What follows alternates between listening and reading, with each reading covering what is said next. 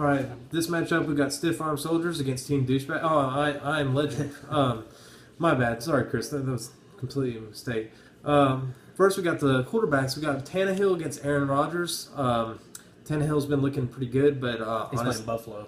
But honestly, Chris, I give you the advantage here with Rodgers. Sure. Absolutely advantage. Now, running back, we got Jeremy Hill.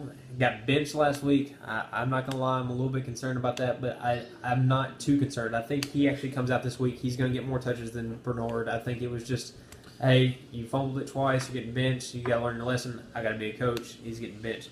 When it comes to breaking tackles and scoring touchdowns, that's what Jeremy Hill does. That's not what Gio Bernard does. So I like Hill, but against that Baltimore defense, it's rough to say. Now, he's got Le'Veon Bell coming back. He hadn't played football in a while, going up against St. Louis, which is a great front seven. But Matt Jones and Alfred Morris just torched them last week. So Chris, I hope he gets hurt. I hope Bell gets hurt the first game. I bet you Le'Veon Bell has a monster game. I really think he probably scored like 20 points. And if he gets a touchdown, he might get double digits, but we'll just kind of see how it goes. DeMarco Murray against the Jets, another horrible matchup.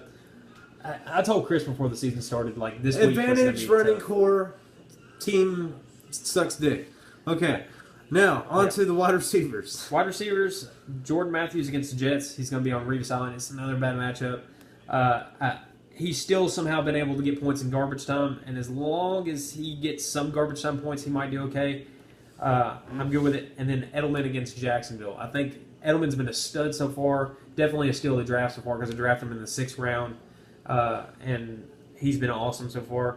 Then Watkins finally did good last week, and James Jones does nothing but score touchdowns. Overall, it's kind of a little bit fairly dicey. balanced, but I like Edelman a little bit given the advantage, so I'm actually going to go to Levi on this one. I like my receivers just a little bit better. Now, Ladarius Green versus Ertz. Green is actually out now, I think is what they've finally determined. He's projected for 0 points. I did pick up Dwayne Allen, who's also projected for 0 points, but from what I read, he could be playing this week.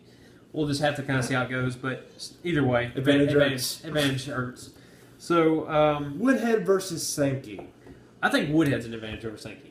I do too. I think Woodhead gets a little bit more involved in the passing game, and I see him getting a couple more receiving yards to sit there and even out where he doesn't get the rushes. And I think Sankey is still a little bit shaken up. So, and I'm gonna be bold here, Chris.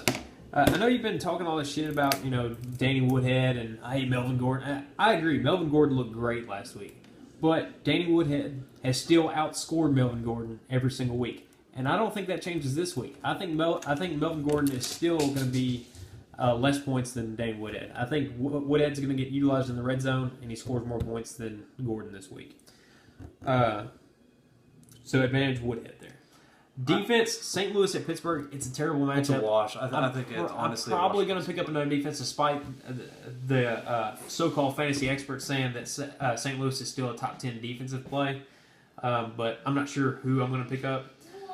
Cincinnati at Baltimore, that's not really a great matchup either. I mean, Joe Flacco can fling it too, and Cincinnati's defense, I mean, not super scary on their secondary. Defenses are a wash. Although when we get down to the kickers now, usually I would say this is there's not even any point in talking about it.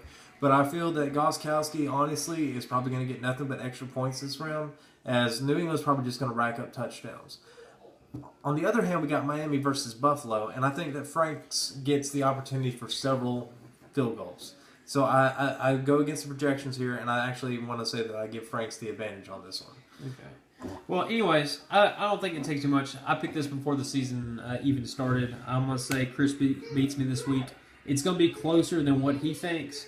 But, against Chris, I always have good luck. I did beat him with 48 points one week. We'll just kind of see how it goes. But I'm going to go with the pick for Chris to beat me this week. I agree.